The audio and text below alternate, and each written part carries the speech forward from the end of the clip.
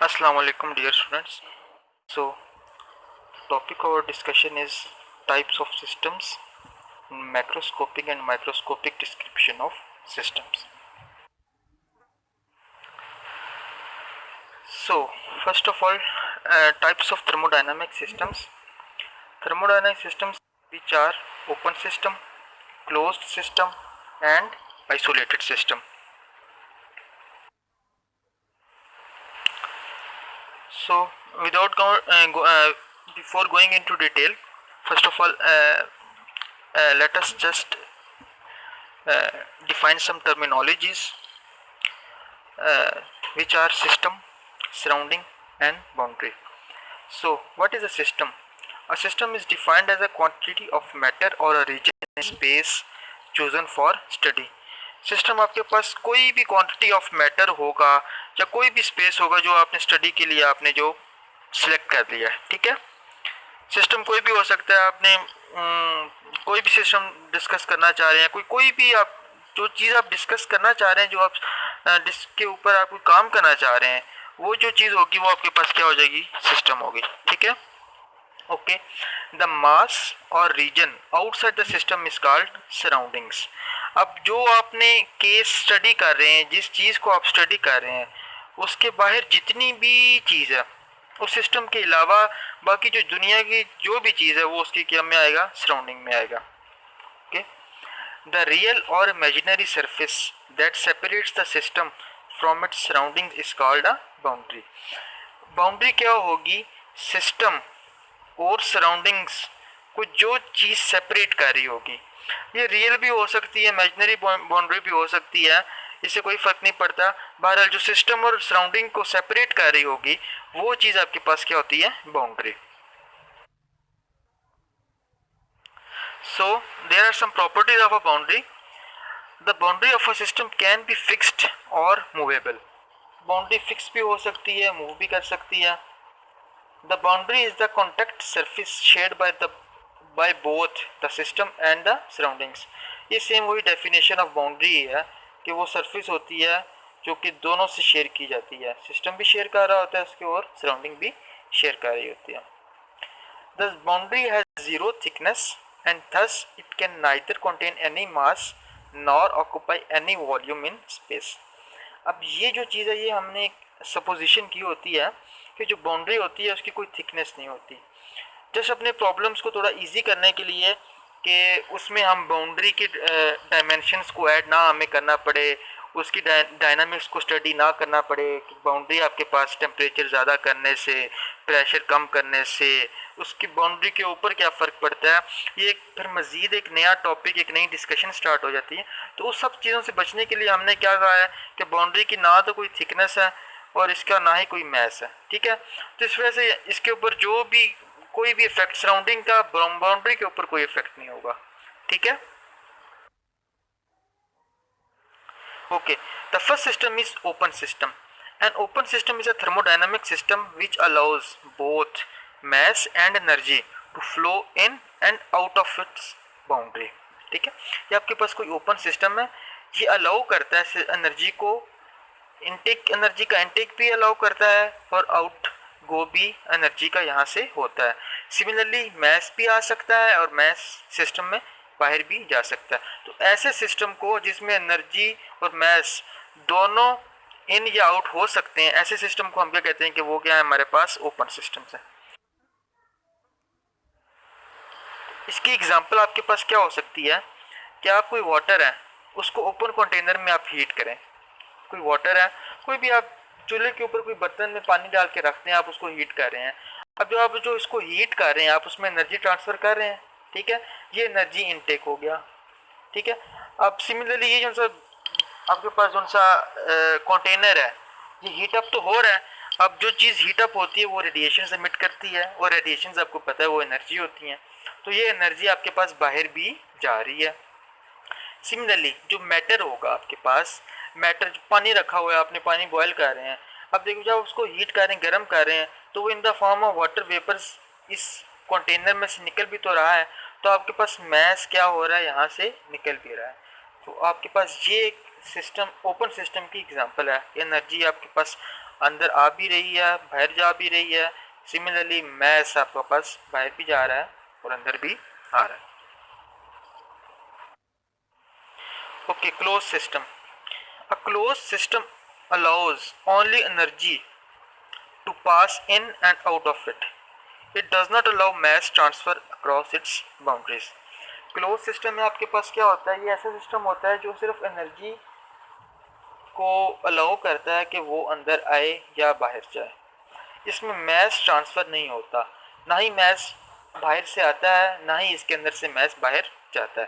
तो ऐसे सिस्टम को हम क्या कहते हैं कि ये हमारे पास क्लोज सिस्टम है। एग्जाम्पल ऑफ क्लोज सिस्टम आपके पास क्या हो सकती है कि आप वही कंटेनर है उसको हीट करें, लेकिन आप इसको आप लिड के साथ कवर कर दें, ठीक है। अब इसमें क्या होगा, आपके पास जो मैस है वाटर का, वो in the form of water vapours यहाँ से लीव नहीं कर सकता, तो मैस चेंज नहीं हो रहा इस सिस्टम में। लेकिन हीट आप इनको दे रहे हैं तो हीट इसमें बाहर भी जा रही है और अंदर भी आ रही है, ठीक है। तो ये आपके पास क्लोज सिस्टम की एग्जांपल हो गई। लास्ट आपके पास एक आइसोलेटेड सिस्टम होता है। An isolated system does not interact with its surroundings. It does not allow both mass and energy transfer across its boundary. It is more restrictive. Isolated system आपके पास कैसा system होता है जो कि बाहर एक्सटर्नल जितने भी पैरामीटर्स हैं, जितने भी फैक्टर्स हैं, उनसे आज़ाद होता है। कोई भी चीज़ उसके ऊपर कोई इफेक्ट नहीं करती, मतलब ना ही उसमें एनर्जी अंदर आ सकती है, ना ही सिस्टम में से एनर्जी बाहर जा सकती है, ना ही सिस्टम में मैस एंटर हो सकता है, ना ही में सिस्टम में से मैस लीव कर सकता है। अच्छा, in reality complete isolated system do not exist. However, some systems behave like an isolated system just for a finite period of time. अच्छा, रियलिटी में आपके पास ऐसा कोई भी सिस्टम यूनिवर्स में एग्जिस्ट नहीं करता जो वो मुकम्मल तौर पे आइसोलेटेड होता है, ठीक है। तो आइसोलेटेड सिस्टम्स हम क्यों इंट्रोड्यूस करते हैं, ये जस्ट कभी कभार हमें अपने केस को थोड़ा सा सिंप्लीफाई करना होता है, तो इस वजह से वहाँ पे हम कह देते हैं कि हम आइसोलेटेड सिस्टम को इंट्रोड्यूस करते हैं अपने प्रॉब्लम में।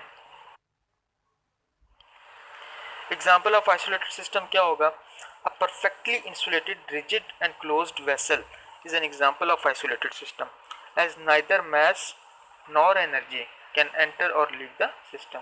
आपके पास थर्मोस हो गया, आप देखे होंगे आपने अपने घरों में, उसमें आपने देखा होगा फुली इंसुलेटेड होता है, परफेक्टली इंसुलेटेड होता है, ना ही इसमें से एनर्जी बाहर जा रही होती है, ना ही अंदर आ रही होती है। सिमिलरली मैस ना ही अंदर आ रहा होता है, ना ही बाहर जा रहा होता है। तो ऐसे सिस्टम को हम कह देते हैं कि ये आपके पास ऑलमोस्ट आइसोलेटेड सिस्टम की तरह बिहेव करता है। Okay, now microscopic, macroscopic and microscopic view of thermodynamics. The behavior of matter can be studied at two levels, macroscopic and microscopic. Macroscopic or classical thermodynamics. In this approach, a certain quantity of matter is considered without taking into account the events occurring at the molecular level. इस approach में आप क्या करते हैं, आप किसी भी matter को स्टडी कर रहे होते हैं, लेकिन आप मॉलिक्यूलर लेवल पे जाके चीज़ों को नहीं देख रहे होते कि मॉलिक्यूल्स का आपस में कैसा बिहेवियर होगा, उनके दरमियान इंटरेक्शन क्या है, फोर्सेस कैसी हैं, मॉलिक्यूल वो जो सा मैटर है वो किस तरह के मॉलिक्यूल्स के साथ बना हुआ है। मतलब आप मॉलिक्यूलर लेवल पे जाके चीज़ों को जब नहीं देखते ना, तो ऐसे आप चीज़ों, इस अप्रोच को आप कहते हैं कि आपके पास मैक्रोस्कोपिक अप्रोच है और ये क्लासिकल थर्मोडायनामिक्स होती है। This macroscopic approach to the study of thermodynamics that does not acquire knowledge of the behaviour of individual particles. वही बात है जो मैं आपको बता चुका हूँ। Macroscopic thermodynamics is only concern can be perceived by human senses. Macroscopic thermodynamics में आपने मॉलिक्यूल्स के कलेक्टिव बिहेवियर को स्टडी करना होता है कि आपके पास इंडिविजुअल मॉलिक्यूल्स कैसा बिहेवियर होता है, और वो इंडिविजुअल मॉलिक्यूल्स जब आपके पास कोई कलेक्टिव इफेक्ट आपके पास जो सा आएगा, उस इफेक्ट को स्टडी करना होता है। और वो जो सा collective behaviour of many molecules होगा जो कि वो इफेक्ट प्रोड्यूस करेंगे उस सिस्टम पे, वो effect normally human senses perceive कर सकते हैं। The macroscopic observations are completely independent of the assumptions regarding the nature of matter. Macroscopic observations आपके पास उस हर assumption से इंडिपेंडेंट होंगी कि आपके पास मैटर की नेचर कैसी है। मैटर की नेचर आपके पास क्या हो सकती है, उसमें आपके पास फोर्सेस ऑफ इंटरेक्शंस आ सकते हैं कि उनके आपके पास कोवलेंट बॉन्ड्स हैं या आयनिक बॉन्ड्स हैं, उनका टेम्परेचर पे क्या इफेक्ट होगा, उनके बॉन्ड्स की वाइब्रेशन कैसी है, उनके पास एनर्जी कितनी, फ्रीडम एनर्जी उनके पास कितनी है, कितनी स्टेट्स ऑफ एनर्जीज हैं, ये सारे की सारी नेचर ऑफ मैटर होती हैं। तो आपके पास जो मैक्रोस्कोपिक ऑब्जर्वेशंस होती हैं वो नेचर ऑफ मैटर से बिल्कुल इंडिपेंडेंट होती हैं। आपने एजम्पशंस में जाना ही नहीं होता कि आपके पास मैटर कैसा बिहेव कर रहा होता है। इसकी एग्जांपल क्या हो सकती है, a moving car, falling stone from a cliff. अब कोई कार मूव कर रही है, अब आपने उसकी स्टडी कर रहे हैं इस मूविंग कार को, आप ये तो नहीं ना देखते कि आप कार के मॉलिक्यूलर लेवल पे जाके देखते हैं कि हाँ यार इसके इस मॉलिक्यूल पे कितनी फोर्स लग रही है, इसके इस मॉलिक्यूल पे कितनी फ्रिक्शनल फोर्स लग रही है, एक्सेट्रा एक्सेट्रा। आपने ओवरऑल कलेक्टिव बिहेवियर मॉलिक्यूल्स का देखना होता है, उस मैटर का देखना होता है जो कि कार है वो मूव कैसे कर रही होती है, उसके डायनेमिक्स को स्टडी करना होता है। Similarly a falling stone from a cliff. Second one is microscopic or statistical thermodynamics. From the microscopic viewpoint, matter is composed of large number of small molecules and atoms. This microscopic approach to the study of thermodynamics that require knowledge of the behavior of individual particles. अब microscopic level पे आपने जाके molecules के behavior को study करना होता है इसमें कि आपके पास molecules का behavior कैसा होगा, ठीक है। माइक्रोस्कोपिक अगर आपको समझ लगे तो माइक्रोस्कोपिक उसके ऑपोजिट होगा, ठीक है। इसमें माइक्रोस्कोपिक में आपने मॉलिक्यूलर लेवल पे मॉलिक्यूल्स के एटम्स के बिहेवियर को स्टडी करना होता है कि वो आपस में किन कोवलेंट किन बॉन्ड्स के साथ जुड़े हुए हैं। तो ये सारी की सारी उनसे स्टडी होती है। इसके लिए आपको इंडिविजुअल पार्टिकल का बिहेवियर का नॉलेज होना ज़रूरी होता है, ठीक है। Microscopic thermodynamics is concerned with the effects of the action of many molecules and these effects cannot be perceived by human senses. Microscopic thermodynamics आपके पास many molecules के effect को study कर रहे होते हैं, लेकिन आपने many molecules को study तो कर रहे होते हैं, लेकिन आपने ये individual study कर रहे होते हैं कि उन molecule का individual क्या behavior है जो overall behavior को कैसे affect कर रहा है। लग रही है बात समझ कि आपने एक मॉलिक्यूल पे गए, उसको स्टडी किया, आप देख रहे हैं कि इस एक मॉलिक्यूल का या दो मॉलिक्यूल का बाकी सिस्टम पे क्या इंटरेक्शन है, ये बाकी सिस्टम पे क्या क्या इफेक्ट प्रोड्यूस कर रहे हैं, और ये effects usually human senses perceive नहीं कर सकती। इसके लिए आपको microscopes, electron microscope, scanning electron microscope, different आपके पास टूल्स होते हैं जो आप इनको यूज़ कर सकते हैं और इनको ऑब्जर्व कर सकते हैं। The microscopic observation are completely dependent on the assumption regarding the nature of matter. अब इसमें जो माइक्रोस्कोपिक ऑब्जर्वेशन होंगी उसमें आपने नेचर ऑफ मैटर की सारी assumptions को ज़रूर इंक्लूड करना होता है। इसको आप नहीं कर सकते कि आपने नेचर ऑफ मैटर का माइक्रोस्कोपिक ऑब्जर्वेशन पे कोई इफेक्ट नहीं होगा, आप ऐसा नहीं कह सकते। नेचर ऑफ मैटर का माइक्रोस्कोपिक ऑब्जर्वेशन पे बहुत इफेक्ट होगा। तो जो जो एजम्पशंस आप करेंगे नेचर ऑफ मैटर पे वो इंक्लूड करना ज़रूरी है माइक्रोस्कोपिक ऑब्जर्वेशन में। फॉर एग्जांपल क्या हो सकती है, individual molecules present in air.